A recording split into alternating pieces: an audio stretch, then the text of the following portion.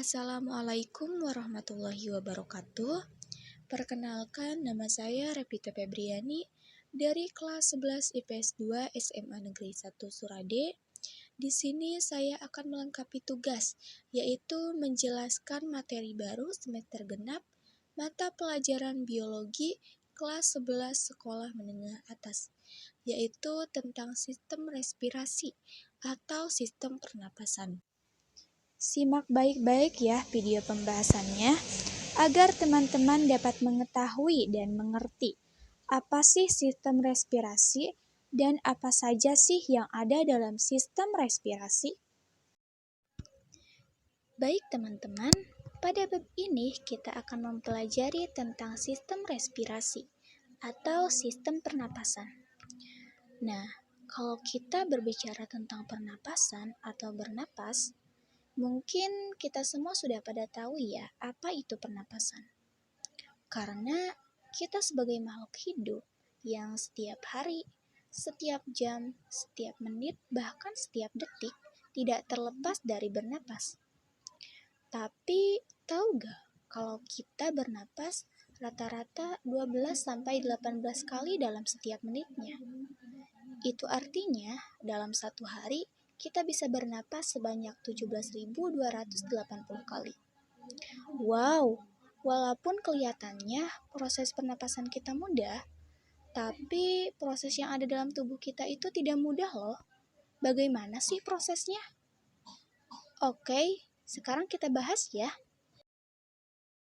Sebelum kita mempelajari lebih lanjut tentang sistem respirasi, alangkah baiknya kita mengetahui terlebih dahulu organ-organ apa saja sih yang ada dalam sistem respirasi.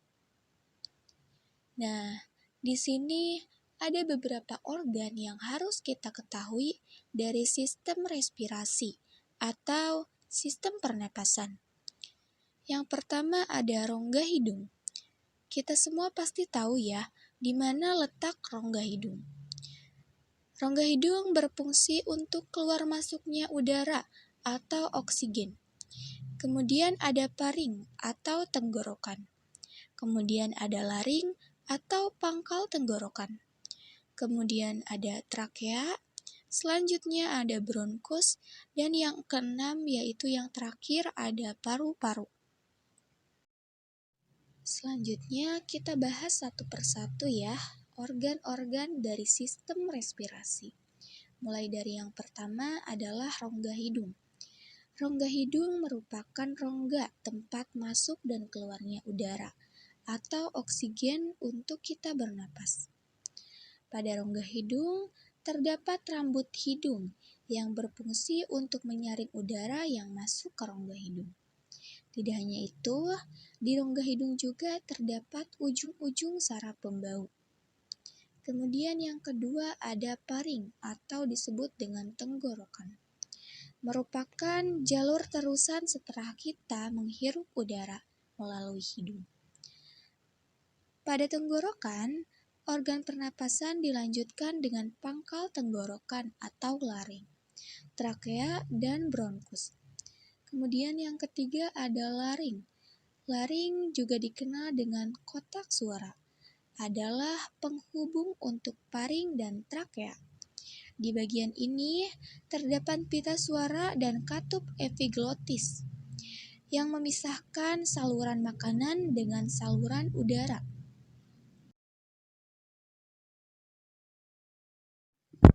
Kemudian ada trakea atau batang tenggorokan. Trakea menghubungkan laring dengan bronkus dan menjadi jalan bagi udara dari leher ke bagian dada. Bentuknya itu seperti pipa. Fungsi utamanya sebagai jalur udara untuk masuk dan keluar dari paru-paru. Organ ini tersusun atas cincin tulang rawan dan terdapat di depan kerongkongan. Selanjutnya ada bronkus. Bronkus merupakan percabangan dari trakea. Organ ini memiliki dua percabangan menuju paru-paru kanan dan paru-paru kiri. Setelah melewati bronkus, percabangan akan diteruskan oleh bronkiolus dan berakhir di alveolus atau gelembung udara. Bronkus dan bronkiolus berfungsi sebagai jalur udara dari trakea menuju ke paru-paru. Dan organ sistem respirasi yang terakhir adalah paru-paru. Paru-paru merupakan organ vital pernapasan atau organ yang paling berharga, yang paling penting dalam pernapasan, yang dibungkus oleh lapisan bernama lapisan pleura. Letaknya berada di rongga dada di atas diafragma.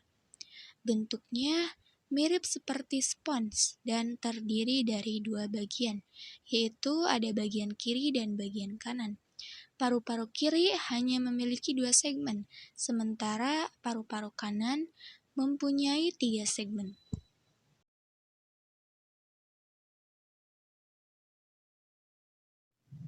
Selanjutnya, kita akan membahas tentang proses pernapasan.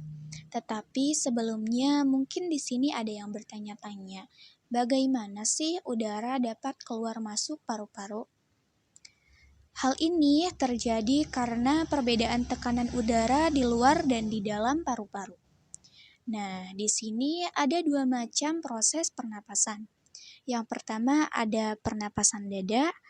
Pernapasan dada terjadi karena gerakan-gerakan tulang rusuk oleh otot-otot antarusuk atau interkostal. Kemudian yang kedua ada pernapasan perut. Pernapasan perut terjadi karena gerakan otot diafragma atau sekat rongga badan yang membatasi rongga dada dan rongga perut. Jadi kuncinya, jika pernapasan dada, yaitu tulang rusuk yang bergerak. Dan jika pernapasan perut, yang bergerak adalah otot diafragma.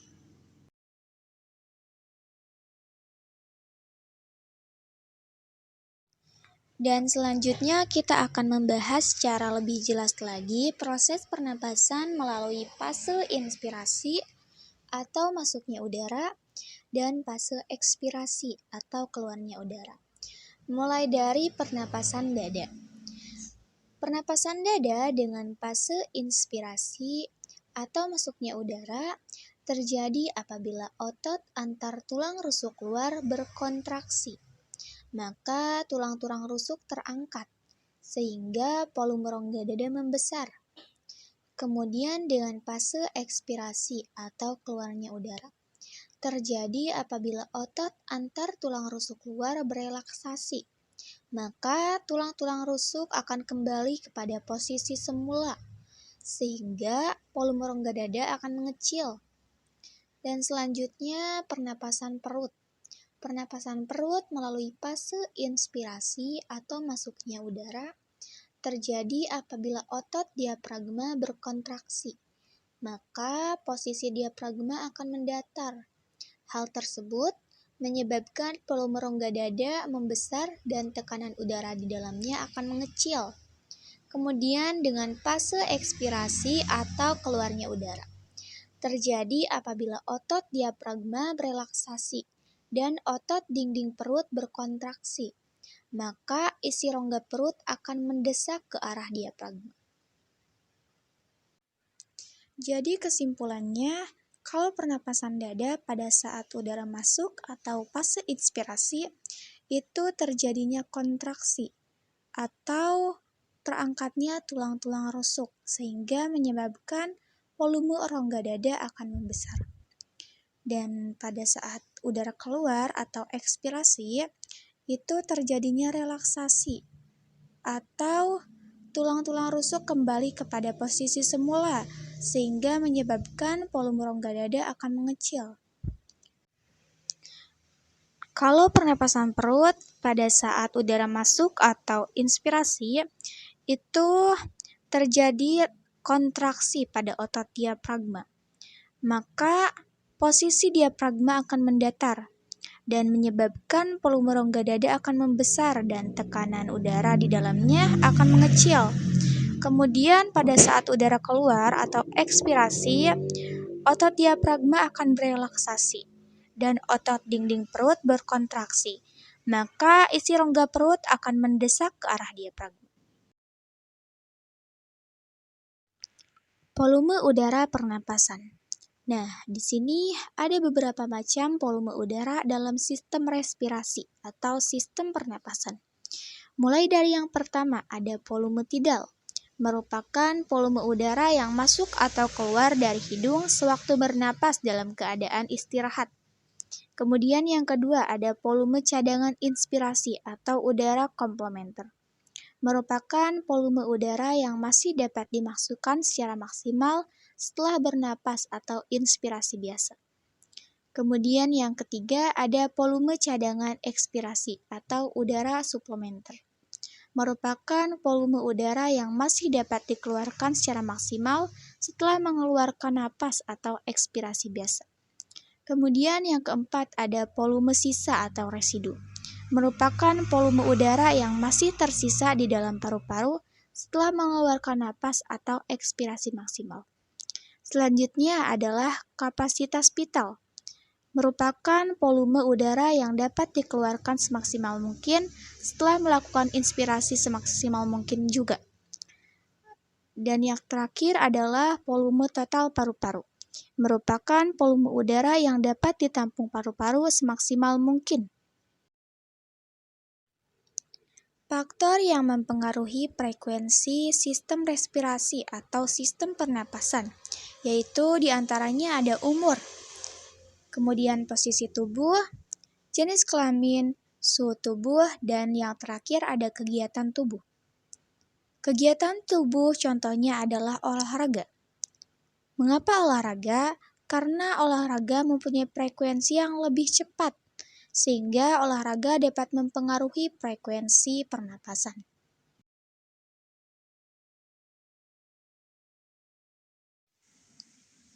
Mekanisme pertukaran oksigen dan karbon dioksida.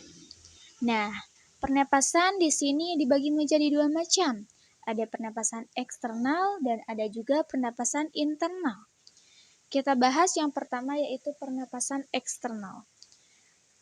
Merupakan pertukaran oksigen dari udara dalam alveolus dengan karbon dioksida dalam kapiler darah. Nah, seperti yang kita ketahui bahwa udara masuk itu melalui rongga hidung, kemudian paring, laring, trakea, bronkus, bronkeolus, dan alveolus. Dapat dilihat pada sisi kiri yang bulat-bulat itu adalah gambar alveolus. Nah, di alveolus terjadi pertukaran gas oksigen dan karbon dioksida secara difusi. Jadi, karbon dioksida berdifusi dari plasma darah ke alveolus. Karbon dioksida pada tubuh kita yang sudah tidak terpakai lagi berdifusi dari darah ke alveolus. Kemudian, oksigen tadi yang mulai dari hidung, dia berdifusi ke darah. Jadi, oksigen mengikat hemoglobin di sel darah merah. Jadi, mereka itu saling bertukar secara difusi. Dan ini yang dinamakan dengan pernapasan eksternal. Selanjutnya kita akan membahas tentang pernapasan internal. Merupakan pertukaran oksigen dari aliran darah dengan karbon dioksida dari sel-sel jaringan tubuh. Nah, kan tadi dari alveolus menuju darah. Sekarang dari darah mau dikemanain nih? Nah, dari darah itu, oksigen nanti juga sama akan berdifusi ke seluruh tubuh yang ada pada tubuh kita. Prosesnya gini, jadi tadi oksigen yang sudah dibawa oleh sel darah merah, itu berdifusi menuju sel tubuh, misalnya sel kulit, jantung, dan sel-sel lain yang ada pada tubuh kita. Dan sisa dari sel tubuh atau karbon dioksida juga sama hasilnya yang sudah tidak dipakai oleh tubuh kita, dia akan dikembalikan lagi menuju darah dengan cara berdifusi. Dan ini yang dinamakan dengan pernapasan internal. Nah, di sini juga ada pengaruh asap rokok pada kesehatan pernapasan. Adapun jenis penyakit yang disebabkan merokok diantaranya penyakit paru-paru, penyakit jantung, memengaruhi kesehatan organ reproduksi, dan memengaruhi kesehatan otak.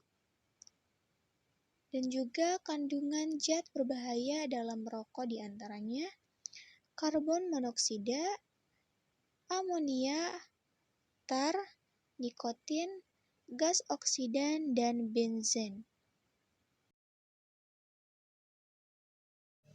Nah, setelah kita mengetahui kandungan zat berbahaya dalam rokok dan beberapa penyakit yang disebabkan oleh merokok, sebaiknya kita harus menghindari merokok agar kesehatan kita terjaga dan terhindar dari zat-zat yang berbahaya dan penyakit yang berbahaya yang bisa merusak kesehatan tubuh kita. Kelainan dan penyakit pada sistem pernapasan. Yang pertama adalah rinitis, yaitu radang pada daerah laring dan kanker laring.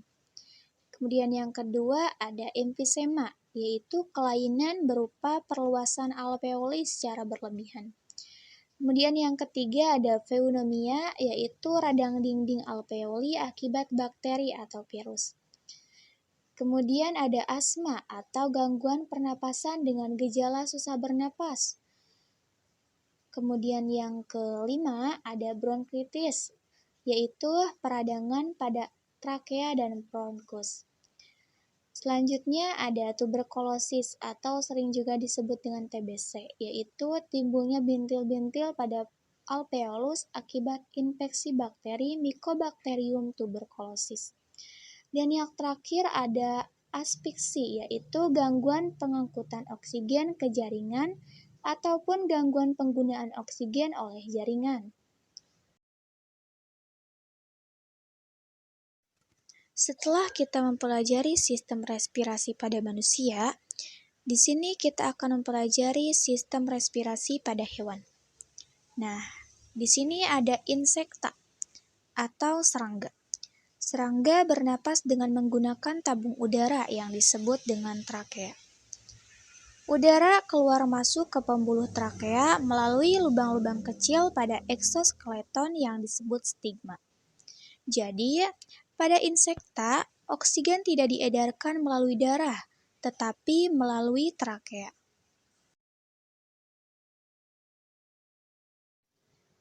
Kemudian yang kedua ada ikan. Ikan bernapas dengan menggunakan insang yang terdapat di sisi kanan dan kiri kepala. Selain berfungsi sebagai alat pernapasan, insang juga berfungsi sebagai alat ekskresi dan transportasi garam-garam.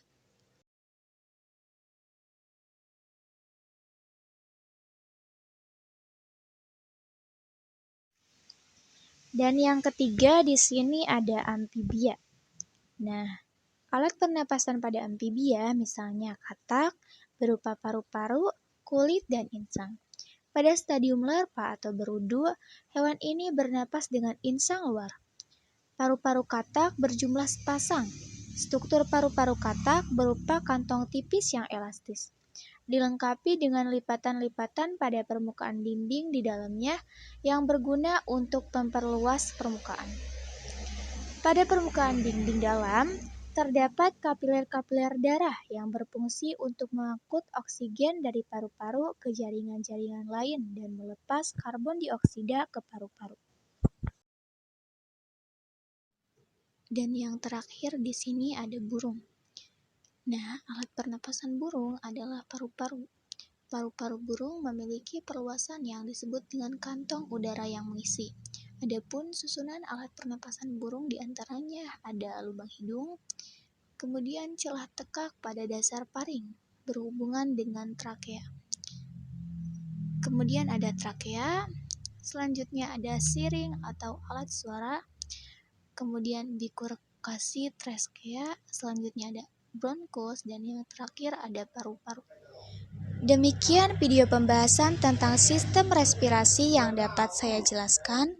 Semoga dapat dipahami dan dapat dimengerti. Mohon maaf apabila ada kesalahan dalam video pembahasan ini. Terima kasih. Wassalamualaikum warahmatullahi wabarakatuh.